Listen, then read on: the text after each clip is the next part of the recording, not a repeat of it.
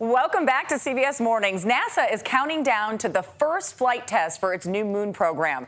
The unpiloted mission called Artemis 1 is due to lift off Monday morning. NASA is counting on the rocket to bring astronauts to the moon for the first time in half a century. Here it is on the launch pad at Florida's Kennedy Space Center, ready to go. Mark Strassmann is there. Mark, good morning. This is a really big deal. It's all big here, Janie. Good morning to you. Both this rocket and this moment for NASA. Even from a distance, what you see standing on the pad behind me looks imposing. The most powerful rocket NASA has ever built. And we're just days away now from seeing whether it works. It's a great sight seeing that Artemis vehicle on the pad.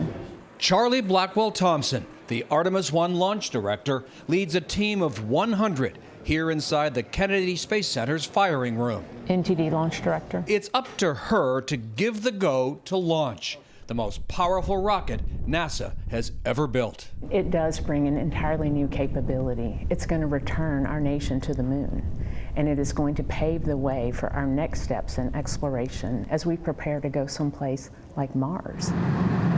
This rocket is a monster, 322 feet tall, weighing almost 6 million pounds when fully fueled. For NASA, the stakes are just as massive. Artemis 1 needs to work. 8.8 million pounds of thrust will lift the Space Launch System rocket skyward. On top, Orion, a next-generation crew capsule.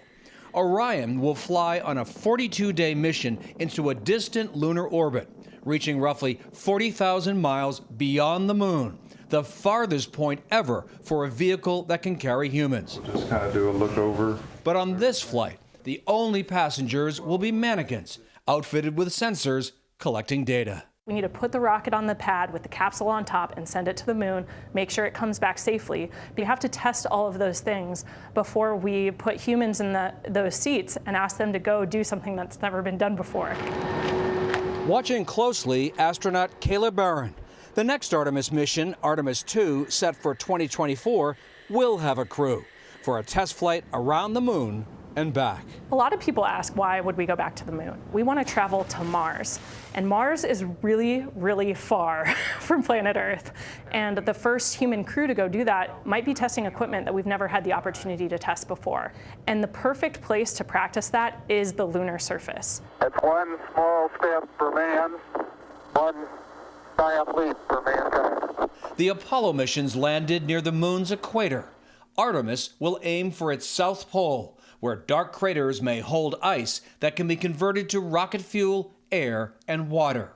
NASA has announced 13 potential touchdown targets for Artemis 3, the first lunar landing mission later this decade using a SpaceX lander.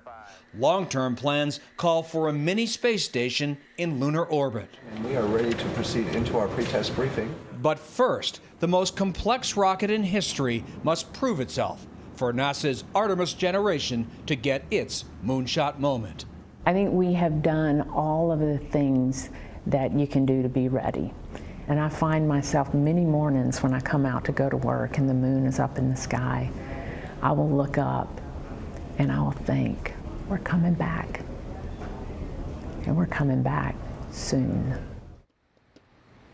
And another measure of this moment, come Monday morning, more than 100,000 people are expected to line the beaches and causeways, hoping for a glimpse of the liftoff. Jamie? It makes sense. It's so fun to watch. Mark, thank you. The launch of Artemis 1 is scheduled for Monday morning. CBS News will bring it to you in a special report. I'm looking forward to that. I'll be watching. Yeah. I mean, it's just crazy that, just think about how far away the moon and then also Mars is when they're going to go 40,000 miles past the moon and they're still just out there in nothingness. It's like you're on the highway and you saw a sign that was like, last stop for gas in 40,000 miles. You're like, here we go. That's a long way. I love the fact that they have to put mannequins in those seats. It puts things in perspective. Yeah. Well, yeah. Because it's never been done. Well, we did go to the moon before. Yeah. Some people I'm think talking we about haven't, how but far we they're have. going now, though. Yeah, they're going further than ever. Yes. And Apollo was designed to end its mission on the moon. This Artemis is starting its true mission with this trip to the moon. So it's a whole new era. Plus, we all get to play Walter Cronkite if it happens. We can sit here on set and take our glasses off and express the wonder of generations. Exactly.